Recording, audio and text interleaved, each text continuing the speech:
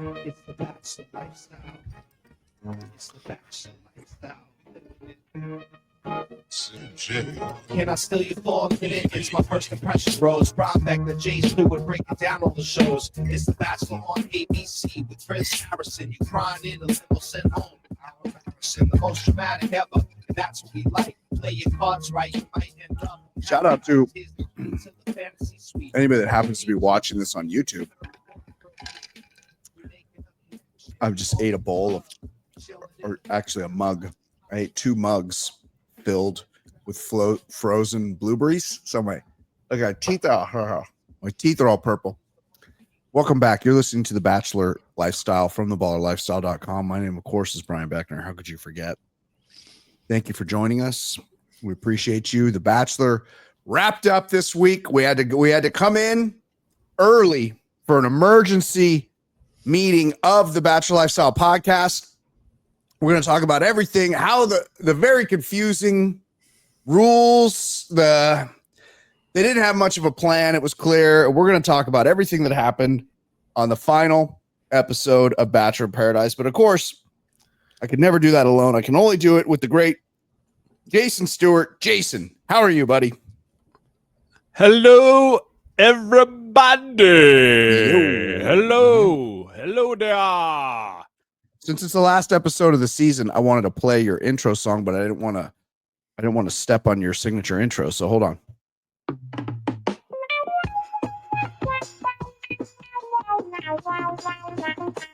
Yes, it's here in his pour, and he bleeds not your blue. He's a semi-regular on the show. His name is Jason. Now he's tweeting some more, and he's from praying too. Got moles on his face, he's in the place. His name is Jason. J. So happy to be here. Another great season in the books. I did see at the end of this episode that there's a new lady golden bachelor that we will not be covering. So much bridge work, so many close-up shots of these old bags' feet. Jason, did you see that? Did you see in the preview we were looking at their feet constantly? Like, no, thank you. These ladies are in their 70s. I am good. I'm good with it. I don't want to watch it. I don't want to see it. And I know you don't either. No, we'll skip it. Skip it. Do you know the air date? Are they going to run it in the fall? I think it starts like this week. We typically have Carbone, Reality Steve, on our final episodes. So I forgot to invite him. If only there was a machine somewhere on the planet. Hear me out, Jason. If there was some kind of device that I could use to access information such as when does the Golden Bachelorette premiere? Like if we just had that, it would be so much easier. Someone should invent that. I have a more tangible example. This past week. Yeah. If I was to go on the internet and be like, is the Bachelor gonna air on Labor Day when they have that football game on? Oh yeah. The answer was no. No. Did not know that. So you're right. And I always feel stupid, yet I do it to kind of pimp him a little bit.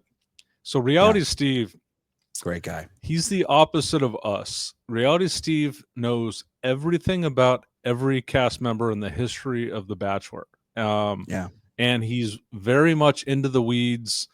His podcast may as well be in Chinese because it's talking about relationships above and beyond the actual show and all this stuff. And I find it funny when I'll send him a text on our group text that you're involved in. I'll be like, "Hey, Steve, is there a Bachelor tonight?" Yeah. When it's basically his entire world is The Bachelor.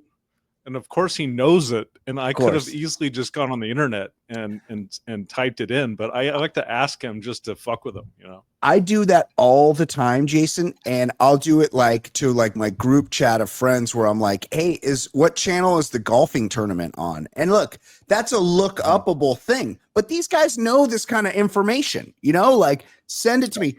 Okay. It looks like there's a new Golden Bachelor. I may have misspoke. Oh, but it doesn't come out until April. So what are they running commercials for? Or did this already happen? They're probably running commercials to get contestants for the new Golden Bachelor. Maybe that's what it was. You could tell how closely I pay attention. Did this already happen? It's Mel Owens, former Los Angeles Rams linebacker. What? Yeah. I had no idea. I think this might have already happened, Jason. Look, we're on the fucking cutting edge. We're immersed in the Bachelor world, obviously. We're basically Nick Vile, but we don't mumble and we wear fewer leather jackets. Yeah. I would say that most of the sea of Bachelor podcasts knows exactly when the Golden Bachelor airs, when it's supposed to be filming. Yeah. But we are not. We are a great white shark in the sea of Bachelor podcasts. Right. We go above the fray. We don't care about shit like that, you know? Yeah. We don't traffic in spoilers, Jason. And those spoilers include when the show will be airing. That's a spoiler to us. Like, we're not like, I can't spoil when the show's actually going to be on. I need to be super bummed out when you text me 3 days before it airs and says, hey, and you say, when are we recording this thing? And I'm like, what thing? And you're like, well, the show starts tonight. And I'm like, what the fuck? I don't want that to happen. So that's what's going on. Speaking of that, did we talk about there's a Virgin Bachelor that airs now after The Bachelor? It's the Bachelor. Idea. It's the Bachelor. Okay. It's the Bachelor for virgins, Jason. And all these people are virgins. And I watched a little bit of it. And first of all, Colton, the Virgin Bachelor, is the host. Colton and the one that was super hot but got a lot of face surgery, Caitlin Bristow, are the hosts. Okay. And all the contestants, male and female, are virgins, except one of them was like, I had vaginismus and I tried to bang and it hurt too bad, which I would argue is probably psychological. But that's not the point. Well, if you're prevented physically from having sex, does that count as virginity? And also, all the dudes look super gay to me, much like Colton when he was a virgin. And then Colton got a whole new lease on life after terrorizing that poor Cassie. She had a restraining order against him because he was a stalker. She probably still has PTSD. She probably can't sleep at night. And he goes, oh, yeah, but it's cool because I'm gay. And everyone's like, oh, never mind then. You're a good guy. We should give you a show. We should give you multiple shows. Fuck Colton. By the way, I hate to brag, but we were way ahead of the Colton is gay thing. We were, I'm guessing, I think we were talking about Colton being gay when he was a contestant on The Bachelorette before he became the Bachelor. And so we were way ahead on that one. I don't want to steal your valor here, Jason. You were fucking way ahead of the game on Colton being gay, and not just because his name was Colton. Now, I will admit this, just to be fully transparent, because you know what I always tell my listeners, right? I want to be what? What's the word? Consistent. You love being consistent. I want to be consistent. Yeah. I also said the same thing about Jordan Rodgers. So as far as I know, and as far as we know, he hasn't come out yet. He's still with JoJo. JoJo is a piece. He's doing football analyst work. SEC Network. And he still has an estranged relationship with Aaron Rodgers, but who is gay. One more bit of business. So Brad, our guy who does our songs, Brad in New York, very legend. Yeah. Very talented.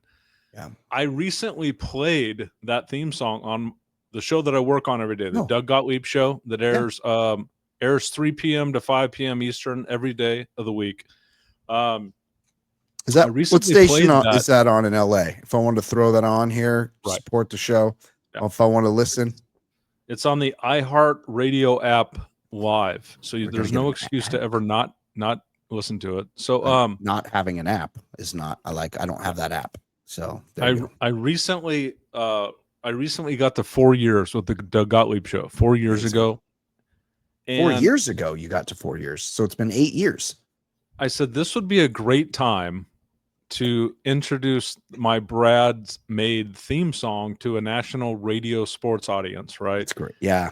So I played it, but I kind of told a white lie. I said, it's amazing. Our listener Brad Now that assumes that he actually listens to the Doug Gottlieb show, which I don't think he does. Yeah. He said, I basically said he knew I was coming up on 4 years, and he made this song for this anniversary. I told my audience that. A little bit of a fib. And then you play the theme music. Everyone on the show loved it. Then you go into the lyrics, and I'm like, holy shit, this song is specifically made for the baller lifestyle. This isn't even a Bachelor lifestyle drop, because a couple key words ruin it for the entire thing as far as playing it every day on sports radio. Yeah. He says that I'm a semi-regular. That's a specific baller lifestyle reference. I'm not a semi-regular on my daily show. I'm on the air every day. Yeah. Are you really? Oh, yeah. Talk on the radio every day. And that's why you never tune in. Here's my takeaway. When you're like, oh, I told a lie. And I'm like, oh, does that come from working so many years with Travis Rogers? Is that just a function of having worked together so long? You guys are just both natural liars.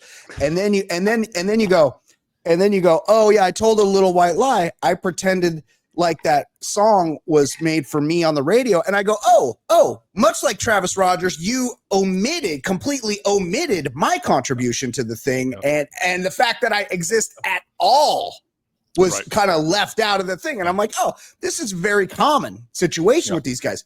You know what you could do? I mean, you kind of fucked it up, but Brad in New York is, he could have flipped those lyrics in 5 minutes and had you a new version specifically for the Doug Gottlieb show. He'll make you a new song just for the Doug Gottlieb show. You kind of blew it though. So let me submit a request verbally on the podcast. Brad, if you could change that line to something that's a little bit more generic and for a national audience. Yeah. Because I'm very much a regular on that show. But I love the song, but we will play it a lot more if you could just change that lyric, because I'm not semi-regular, and I'm not semi-regular on this show either. I'm the co-host of this show. That's true. So that's a good point. Yeah. So maybe he's got to make a couple more versions. Yeah. I will just say this to Brad in New York. If my name is not front and center in Jason Stewart's theme song, I'm never playing anything you ever made again on any of my shows. So just do it make it for Jason, of course, but make sure my name is prominent for Fox Sports Radio listeners so that they can Google me and, come listen to the other stuff I do, which is important. Maybe instead of he's a semi-regular, it's he's buddies with Brian Beckner. Yeah. I think I just wrote the lyrics for Brad in New York. That's genius. Easy. Okay. All that. Well, I'm happy that you played your song. I'm happy that you completely ignored my contribution to anything, which I'm very used to. Let's talk about what happened this week on the finale of Bachelor in Paradise, because Jason, I gotta be honest, not 100% sure I understand anything that happened. I had to ask my super hot girlfriend, Christina, in the middle of the climax of the season. I'm like, so what are the rules again? What the fuck? What the fuck is going on? No one knows. It was so convoluted and so stupid. So at some point in this season, as we know, a producer said, we're going to combine Survivor with Bachelor. Just like those old Reese's cups ads where somebody with a jar of peanut butter fell into somebody with a chocolate, and they just happened to create this combination of chocolate and peanut butter. Iconic ads, by the way. Yeah. This is just as clumsy as that ad. You put your chocolate in my peanut butter. Survivor. Yeah. Also, feel free to put your chocolate in my peanut butter any fucking time, because what a combination. Hey, delicious. Pause. Okay. See, that was a great example of me distancing myself from being gay. I don't want you dipping your chocolate in my peanut butter. Pause. Pause. We haven't haven't included pause in our normal podcast show lexicon / banter.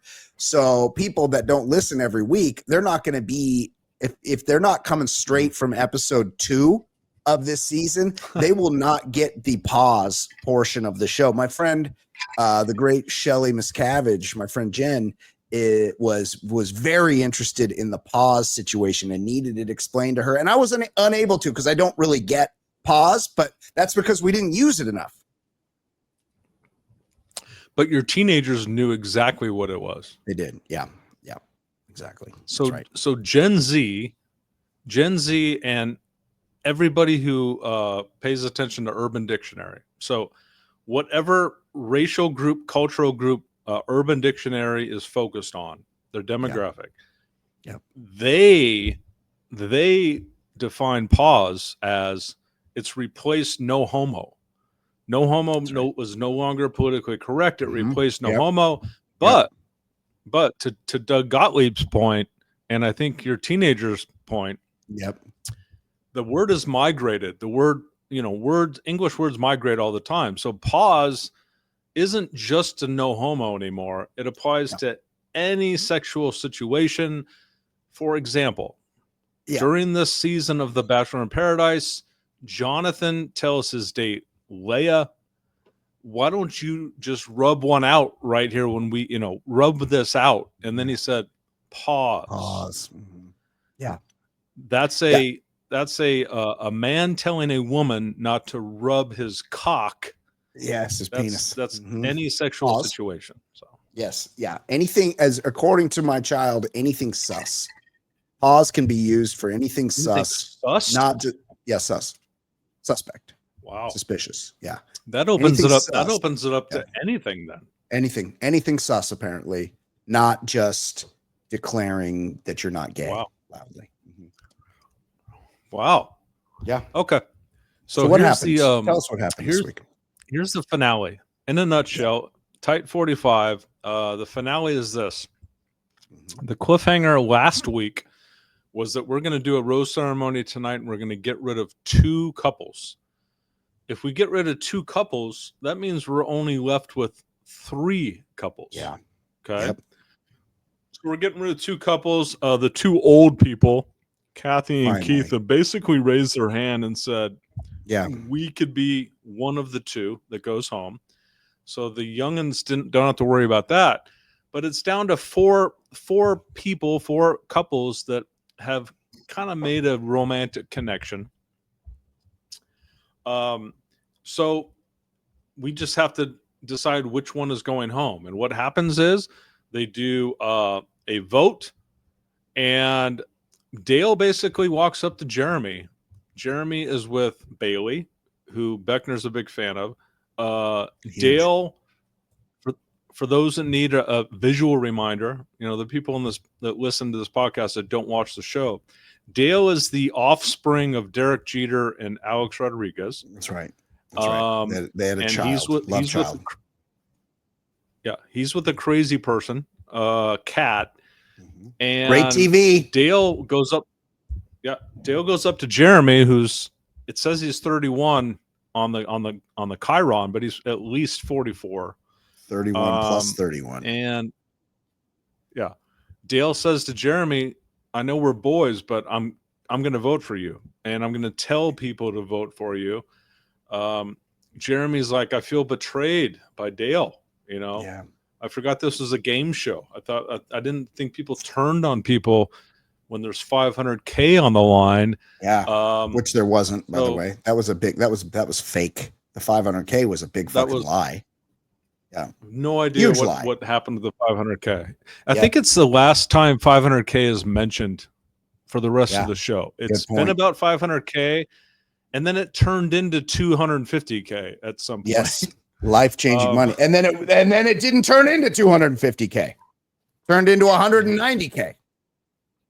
It was strange. That's another issue I have with this episode. Foreshadowing. Why 190? Why would that be?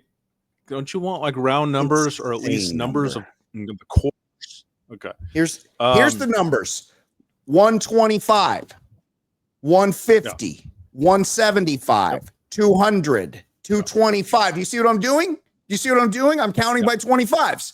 250, 275, 300. You see what I'm doing? 190. Who's ever heard of one that, you know how long it took me to figure out that they were splitting, that they would each get $95,000? Because who can divide 190 by 2? Literally no one. I had to fucking call in a Chinese child to figure that out for me, because no one could do that by themselves. And why would who comes up with this shit? 190 of all the numbers. And then, so 190 divided by 295, as you just said. But forever. As my super hot girlfriend Christina pointed out, that's like clearing 60 after taxes. Oh, I also pointed that out. Like the other two cleared about 40 each. Yeah. For 6 weeks of work.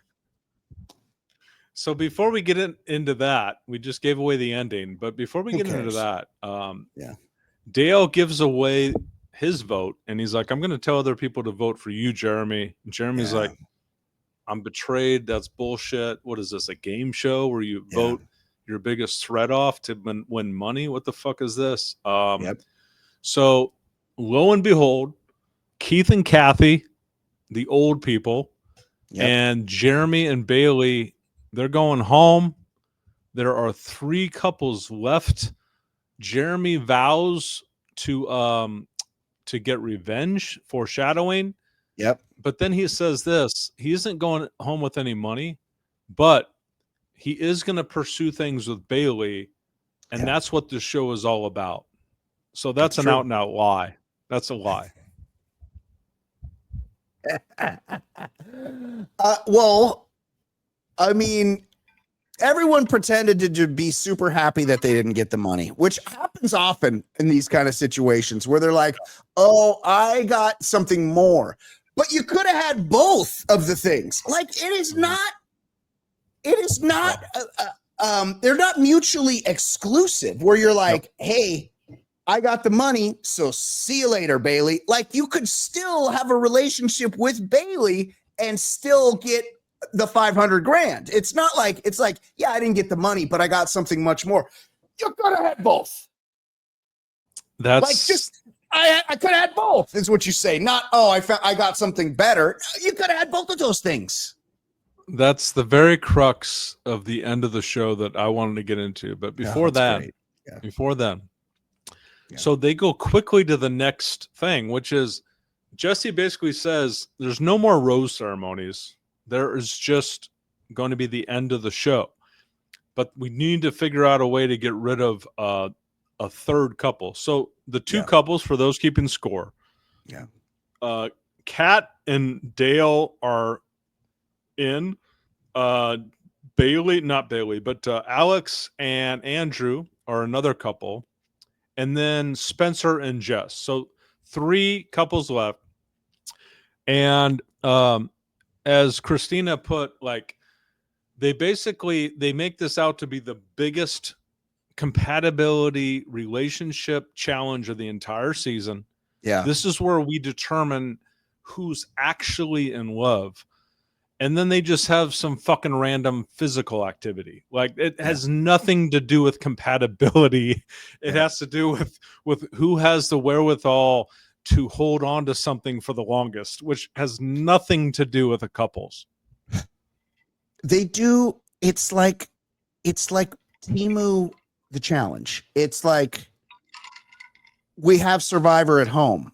Survivor. Like, they're like, oh, we'll do exactly like on the challenge. They're like, you got to hold on to this string on the side of a building, and we're constantly gonna add more of your body weight to the string until you're having to hold your whole body weight as long as you can. And once you let go, you fall off the side of the building. They did the exact same challenge on Bachelor in Paradise, except you fell not even far into a pool. You fell a foot into a pool. Your head would not even be submerged by the pool. It was such a short fall. It was ridiculous. There was some weird rule where, like, it's going to be your combined body weight, but if your partner wants a rest, then the other could assume the weight or something stupid. Anyways, it could like slide back and forth. They were holding on to like a water ski handle. Yes. And and you could like, and Kat who wait, so here was the problem. This is it's to your detriment if you weigh more. And Dale is huge, but he was offset by the fact that Kat weighs nothing. Like it is, he got the benefit of Kat weighing 89 pounds, even though he's 240, you know, and Andrew's kind of in the middle. Now this, I will say, the Spencer is jacked. He is super fit.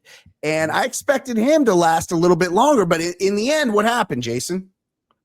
Well, Spencer has gym muscles. He does. You could tell that in preparation for muscles. Bachelor in Paradise, he hit the gym. He got a trainer. Yeah. He got a trainer. Yeah. And got on some Winstrol. He's been doing protein shakes, adding weight. He's been adding, I mean, muscle weighs a lot. So it's like he's yoked, but he's fucking heavy. Yeah. And it worked against him here. Yep. Now, Andrew, if I'm not mistaken, Andrew used to play for NFL Europe. That's right. So he's for the Barcelona Knights. Yeah, he's no weakling in this. But Dale was on like the practice squad for Packers and Bears. He had a cup of coffee. Spencer has a bunch of new gym muscles, very heavy gym muscles. Yep. Kat proclaims them the most athletic couple. I guess Kat's an athlete. So she assumed that they would win this, but they were the first to give in. Yeah. They were the first to go into the water. Yep. And then it comes down to Spencer Jess or Andrew Alex. Now the winner gets immunity. They go to the final two regardless. And Alex and Andrew outlast Spencer and Jess. That won him the money. That won him the money because you knew it was going to be a split the money situation. You can't walk away with anybody looking bad here. You gotta have a happy ending. It's like a Disney movie. You kill the mom at the beginning, and then you have a happy, delightful, fun, jaunty finish. So you win that challenge. Also, was there a rule that you couldn't put your arm through? They must have said this.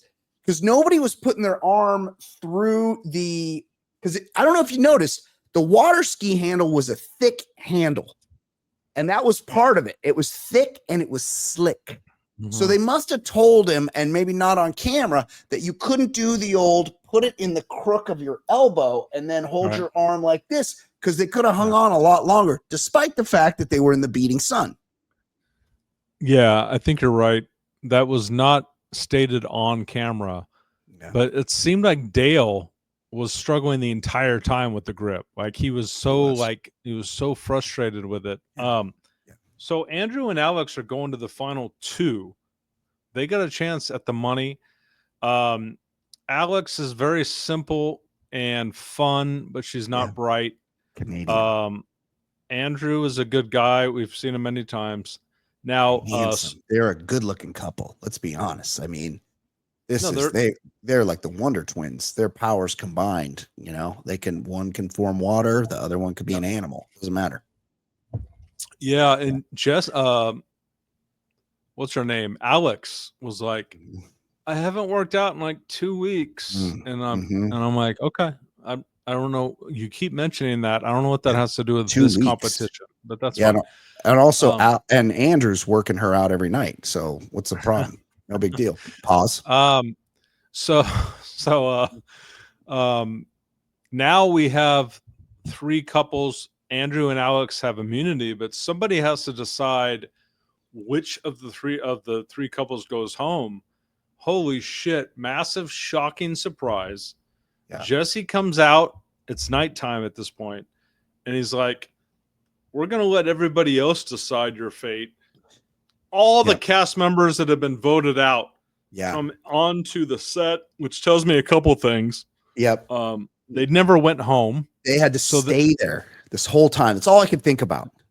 They enjoyed their time free of charge for at least a couple weeks. Yeah, but I mean, look, 6, every time I've been to Hawaii, I'm always kind of like, I used to also, if listeners of the show will know that I used to go to Bali a lot. Things have changed.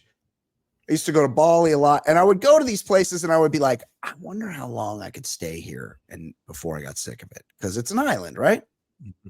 And so you're on vacation in Costa Rica, and then they're like shooting you every day and stuff. And then they're like, okay, your time is done, but you got to stay here. Like by week 4.5, you might be like, I'm good. Like I've had enough pina coladas, like I done the excursions. There's fucking flies everywhere. Like I might want to bounce, I'm just, I don't know. Like I get the free vacation aspect of it, but at some point it becomes work, right? You would think. I don't know if I could ever get sick of room service and then just signing away ABC / Bachelor. I like the free aspect of it. Yeah. Yeah. And you're assuming that all these people that coupled up are just going at it like rabbits. I mean, new attraction, but, and there's probably regular people to have sex with. You could have sex with the crew. There's a lot of sex. Before we move on, there's one thing. Oh my God, I dropped my pen. Before we move on, did you happen to notice in that challenge, Jesse Palmer's cock? Pause. Because he was chilling. Like, I actually kind of liked it. He was like chilling, relaxing, basically 100% stealing Jeff Probst's entire thing, sitting on the side while they're doing a hard challenge, and he's like drinking drinks and he's got his sunglasses on, but he's sitting with his legs uncrossed, and he just has a fat, meaty package displayed right there between his legs. Did you check that, Jason? Because obviously I didn't. Pause. I didn't catch that, but then again, you are the one who notices the details. Like, that's right. You're the one who always notices the eyelashes, the fake nails, the hairline. Yes. So you would notice how big a penis the host of the show has. Pause. I don't look at things like that. Fair. Not that I have anything about looking at a man's penis. I don't think to look at that, because Jesse, when they kept showing him, he was trying to do jokes. He was he's doing comedy. Hey, I'm reading this book. It's a classic Russian novel, very gripping. Oh yeah, puns. As these guys were trying to grip. Yeah. Well, I noticed his fat French Canadian penis, and look, the guy's 6'4" or something. He's a big dude. I imagine he's dicked up pretty well. So, it was noticeable. Yeah, you would think. Yeah. So they go back to the resort. Jesse brings on, like, I don't know, it was like 7 to 8 of the couples that have been voted off. So now these couples are going to have revenge on the group of 3 couples that have voted them away. So it's actually it was a nice twist. Contestant Sean takes over as the star of the show. Sean does not give any fucks. Sean was wronged by Kat. Yeah. So, speaking of latent homosexuals, Sean showed up with his underbite. Yeah. So the background here is this: Kat was on the last Bachelor in Paradise, and it ended horribly. She looked like a psychopath. Yeah. And in Sean's mind, he was a very good friend in that moment. As Kat was getting shit on the internet, Sean kept coming to her defense. Yeah. And in Sean's mind, that should have bought him eternal loyalty. Yeah. And this is Sean's mind. So when in Sean's final episode, as he was trying to play the Survivor chess guy, Kat told him, like, I don't even know if you're a friend of mine. I mean, I don't really consider you a friend. And Sean thinks that's the biggest betrayal in the history of humans. So fucking Sean. Is it because Sean's a woman? Pause. Because, I mean, bro, like, did you say, I think you said I wasn't your best friend. Like, what are we, 6 years old here? Like, get Right. over it, bro. Like, you're a fucking contestant on a fucking game show. Like, so weird. So this guy stops everybody at the cocktail party and says, "Hey, I just want to let you know, well, everybody else here has just been like having a good time on the Bachelor's dime. Yeah. I'm not heterosexual, so I had no interest in doing anything with Alicia. What I did was I did homework on Kat." And super gay activity. Yeah. Like, I never heard of a straight man doing this. Like, hey, I'm gonna call your exes. What? Yeah. I know plenty of straight dudes. Never heard of that. Okay. And hey, no homo. Pause. It's something a gay man would do, and that's okay. They have different interests. Whatever. It's fine. Yep. Yeah. So Sean, for those who haven't seen the episode, was like, okay, I did my homework on Kat. And I talked to her ex-boyfriend. I'd like to do some homework on Kat. You know what I'm saying? Pause. So among other things, this is what Sean accuses Kat of. She has had a secret laptop on set. She has been messaging the ex that she loves him, and she is just on the show. We're assuming that's John Henry, right? I assumed he was talking about John Henry, the underwater welder.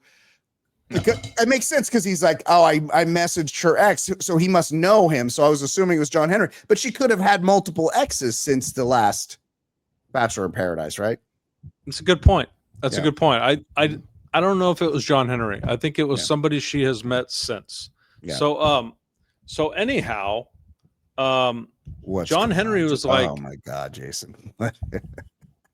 Did it cover it up?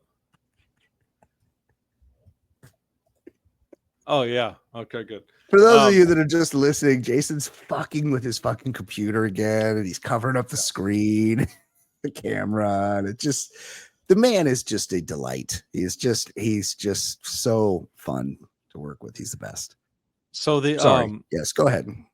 So Sean was like, I talked to her ex, and she's had a laptop on the set the whole time. She's been sending him loving messages.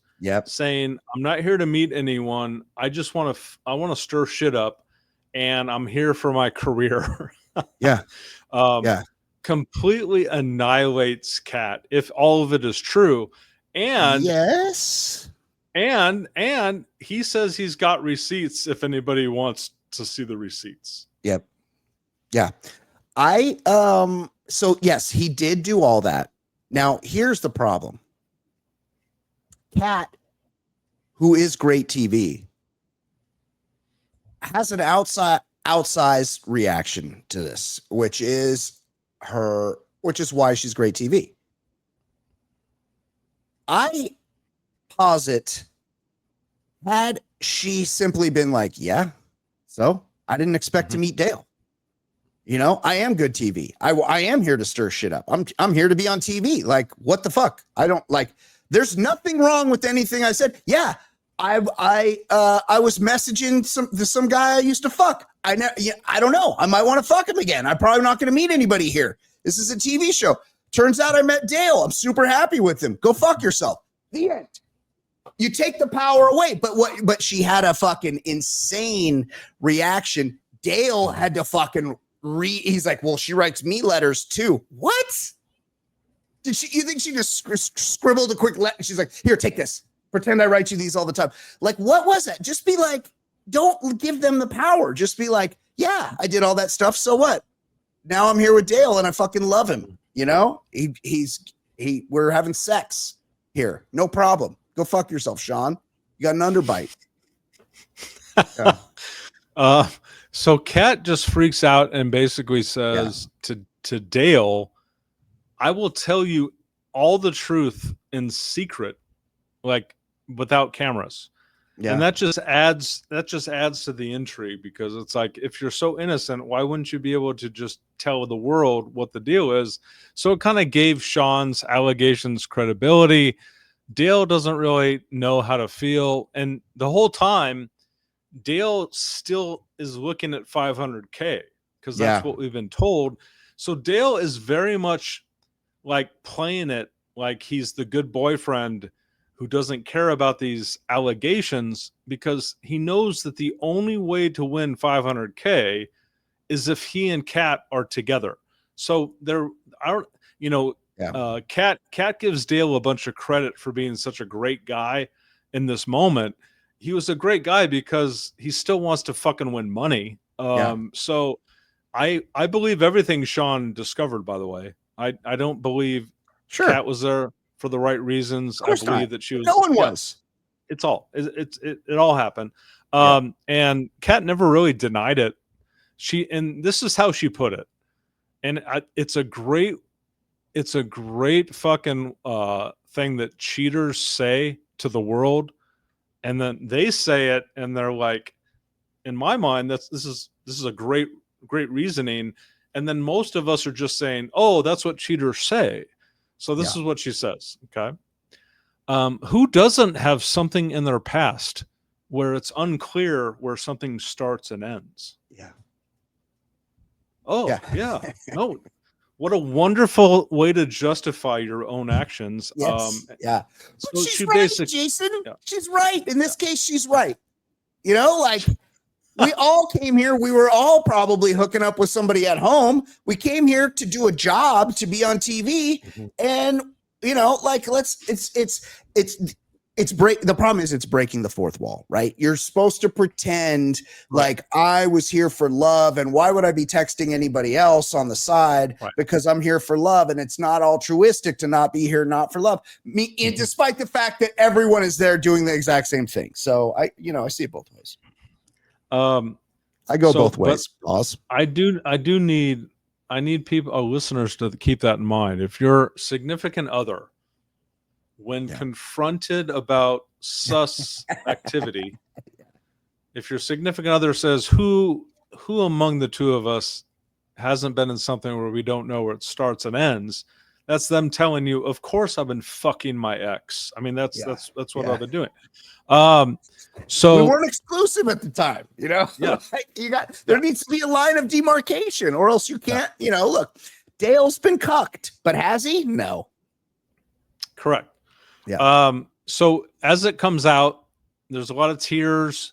Kat goes into a room without the producers and said, I'm not doing this on the camera, blah, blah, blah. Producers were showing up on camera. That's not how you know shit gets real. You can see like headsets and fucking walkie-talkies. Yeah. So the next morning, they flash to the next morning after a break, and Kat and Dale are in bed. Kat's apologizing and trying to explain her situation. Anyways, they go to the ceremony where they find out what all these ex-contestants voted. And the ex-contestants voted against Dale and Kat. So Sean's tactic, I think, may have worked. What happened anyway? They weren't as like Kat's not as popular. You know, it's Jess and Spencer are everybody's friends. You know, you got to play the social game, right? They talk about this on Survivor. It's because you want people to vote for you at the end. But also they didn't tell these fucking people the rules. They didn't tell the viewers the rules. They didn't tell the contestants the rules. As far as I can tell, there were no fucking rules. Pause. So this episode takes a very confusing, awful turn that nobody understands. But before then, Spencer is one of the final four here, one of the final four people. Spencer has a meeting with Jesse Palmer.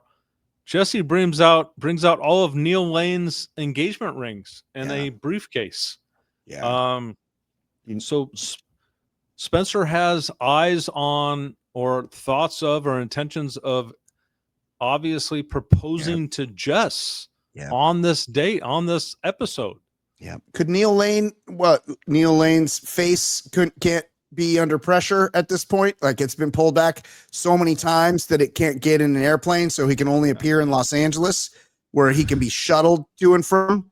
Because this is a big moment. There's so rarely a proposal anymore. How do you not get Neil Lane on a fucking plane to Pura Vida, Costa Rica to fucking present the rings and be like, this is an emerald cut. This is an antique setting. Like, how are you going to have a Neil Lane ring with no Neil Lane? You know, it didn't feel real to me. I took a very practical approach to this reasoning. So this is what the Bachelor producers thought. Like a high level meeting was taken. Okay. Spencer, that Jim Muscle douche, is gonna probably propose to Jess. Super jacked. He was wearing those mesh shirts. Should Jason, we bring? I bet he's got a pretty decent deadlift. He's got a big back. Go on. Oh yeah. He's like, they're like, should we fly Neil Lane in? Yeah. And the producers had one of the assistants do all the budgeting and said he's going to want to do first class.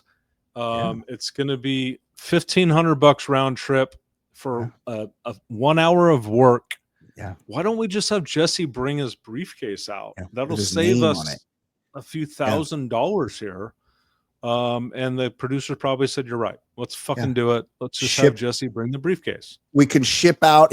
Neil Lane's got like a sample pack, you know, like a salesman used to do back in the day. They'd come and they'd like have a mini version of the blender they were trying to sell you or whatever, or the washer and dryer. Similarly, Neil Lane's got a bunch of fake ass diamonds in a briefcase that he can ship out overnight anywhere in the country, and you can do the Neil Lane salesmanship for him. Yep. Plus, they had to be like, his fucking face is so disturbing, guys. Like we have the data now, and we know that people turn the fucking channel as soon or they run to go vomit every time Neil Lane's pulled back face shows up on the screen. He looks like he's made out of wax paper at this point, and it's upsetting to people. So maybe we just have the rings without the Neil Lane. So Spencer is given an engagement ring. We don't know how or when he's going to use it. They they add to the drama by going to Jess and Jess admitting, I don't know if I'm ready to be engaged. I know he wants to be engaged, but he's been engaged before and I'm apprehensive. But anyways, shelve that for a while. So the final test, the final thing that these couples are going to do, again, we've been told the entire season that 500K is on the line. And then midway through the finale, they started saying 200K. Yeah. It's 250K is life-changing money. 250K is life-changing. Yeah. So that was a weird twist. And then they say, all right, here's the deal. We're going to separate you couples so you can't talk. And we're going to present each of you with, you could take the 250K, or you could choose your partner. Yeah, love. You have one of two decisions. And then the rules get foggy. You tell me if I'm wrong on this. I had to ask Christina about this. So I'll never know. If both of them chose each other, then they choose each other and they might not have any money. Yep. If both of them choose the money, they lose. If one of them chooses the money, that person who chooses the money gets to leave Costa Rica with all the 250K. I think so. Yeah. And the person who chose love is fucked. Now, except they could call the person when they get back to the place and be like, hey, let's split that 250 because we wouldn't have had it otherwise. Yeah. So that's way too rational. That's too rational for this. Like they have contestants like Spencer being like, if she chooses the money, it'll be the most devastating moment of my life. Yeah. I won't be able to find love again. Like if she chooses money over me, that gesture alone will end my life. So the Bachelor is playing this very stupid game where we can't draw the conclusion that if one of the two picks a 250, they could just go back to the States and split it. Of course. That wasn't even introduced as a possibility, obviously. Yeah. So as luck would have it, both couples chose each other. A lot. I mean, what a shock. We're talking about multiple breaks, multiple segments of filler and drama. but Spence chose Jess. They didn't choose the money. What a surprise. Andrew chooses Alex. They didn't choose the money. That's what it came down to. Yeah. Which it's like shocking that people on a reality show supposedly exclusively about finding love, and also who want their brand to be wholesome afterwards so they can go out and make deals as soon as they're allowed to post on the internet again. Stunning to me that they would all have chosen love rather than one of them personally, if I was Jess, because Jess, like, sort of, look, she's the fourth hottest one. Like, they had them lined up at the end, and there was Bailey.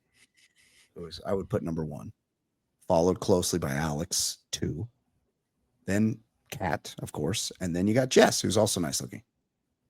How much, because we've already forgotten who Jess was. Jess could walk into my bedroom right now where I'm doing the podcast pause, and she could be like, "Hey, I'm Jess," and I'd be like, "Bullshit, let me see your ID." Like, I don't remember Jess, but if Jess stole that 250, Jason, we're never forgetting Jess. Yeah. But on a show about love, of course they're all choosing love. It's so dumb. Like, they're not tempted enough. You got to tempt them more than you tempted them. Yeah. So the whole season, Jesse and the show has been telling us 500K, 500K, 500K this. Well, Jesse comes on camera after Alex and Andrew choose each other and said, because you guys chose the right path, love, we're going to give you some money for this choice. We're not going to, this isn't going to go unrewarded. And he gives them a plate of envelopes, 3 envelopes to choose from. Seemingly, one of them have 250,000, and others have random numbers. What did Andrew and Alex choose? 125K? Is that what it was? I believe so. Yes, 125 was. Now, take me through your thought process, Jason. There's 3 envelopes: top, middle, bottom. Where do you choose in this situation? Yeah, middle. Yeah. I'd probably go middle too. But you know what? You know what I'm thinking? Top. I'm thinking they know you're not going to take the one right off the top. So they put the 250 right on fucking top. And no one chose top. One chose middle, one chose bottom.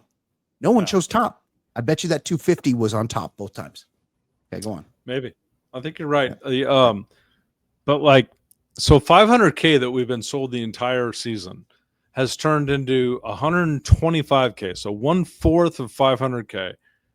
And they're going to split it up. So after taxes, probably like 40 grand a piece. Yeah.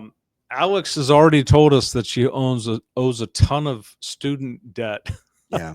But and she's from Canada. I thought that shit was free. I thought they had freedoms in Canada. That's a good point. Mm-hmm. Who knows? Maybe she went. She go to McGill University. Yeah, the fantastic college in Montreal. We should find out. So 125 goes to Alex and Andrew. So the second couple is Jess and Spencer. Yeah. So then Jesse comes on. He's like, "Hey, we don't want your love, your decision to go unrewarded here. Here's the 3 envelopes."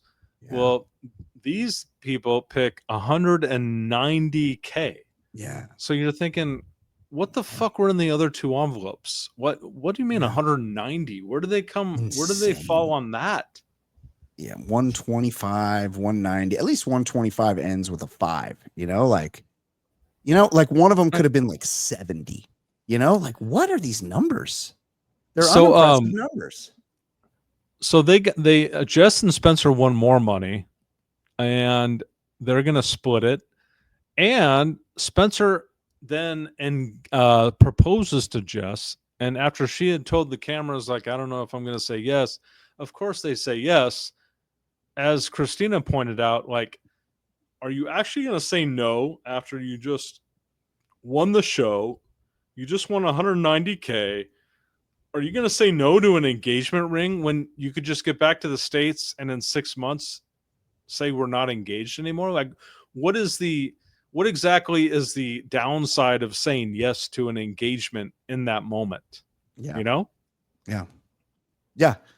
that is the move. You got to do like, and I think I said that to my super hot special friend Ilana as we're watching my Harper Lee. She and I are sitting there watching the show, and I'm like, who just say yes? Like, who cares? There've been a million of these people get engaged that never fucking see each other again afterward. Right. Just do it for the show. Who gives a shit? Right. So, Spencer and Jess, this is the most amazing day of their lives. They're going to be engaged to get married. I will say this: Kat and John Henry were engaged at Paradise, and yeah. There are many examples. You always bring up one where they got engaged and they never saw each other again. Marcus and Lace. Yeah, Marcus and Lace. Mm-hmm. So of course Spencer or Jess says this on camera because the producers compelled them to say it. Whoa! Holy shit!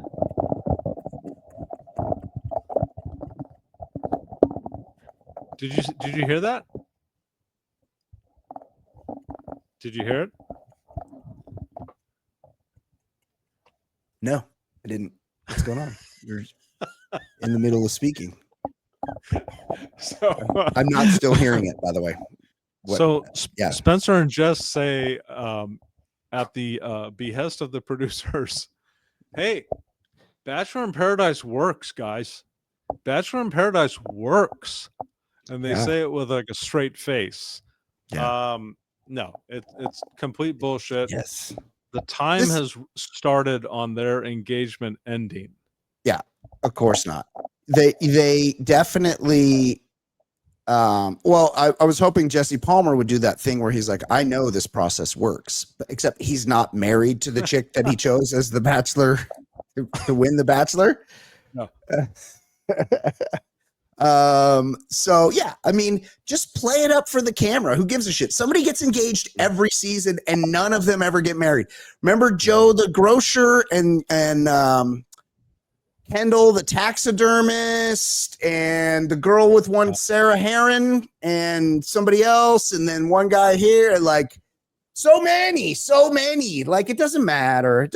Like this is, people forget. We forget and we do a podcast about it. So I mean, it was they just kind of got to streamline it. They're kind of on to something like, is this going to be, I think in the future, they're going to be like couple up and then play a game is the idea, because you kind of can't, it kind of does lose some energy as the new people keep coming in and people keep breaking up, or people couple up and then there's no reason to put them on camera anymore, like Jess and Spencer. So I do kind of like the idea where they're like, meet somebody, start fucking them, and then fall in love, and then we're gonna play for money. So it's kind of like two halves of a season, find somebody that you're willing to have sex with, and that you're also want to play for some money with. So like, I'm interested to see where it goes. Like it's obviously they felt like they had to change, and they did. I don't know. What do you think? I don't know. I have no idea what I think of the format. I guess it works. I don't think we're going to change it. I think that they probably hired the Survivor producer for at least 3 years. Yeah, and they're going to see how it works. Yep. I don't know. It was a much worse season than any other Bachelor in Paradise. Yeah, we used to love covering the adjustment. sleaze. Yeah, I like the. We used to love getting into the fucking mud. Yes, I like getting into the mud. Pause. Oh well. Yeah. Well, it was still a fun season, and look, we could do a podcast about that Virgin show.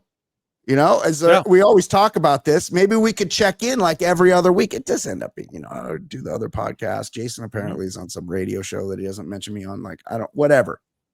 We're kind of busy. Otherwise, let us know if there's something else we should do. We'll do it. Until then, it's been a great season, Jason. Oh, Jason, you got your fantasy football draft.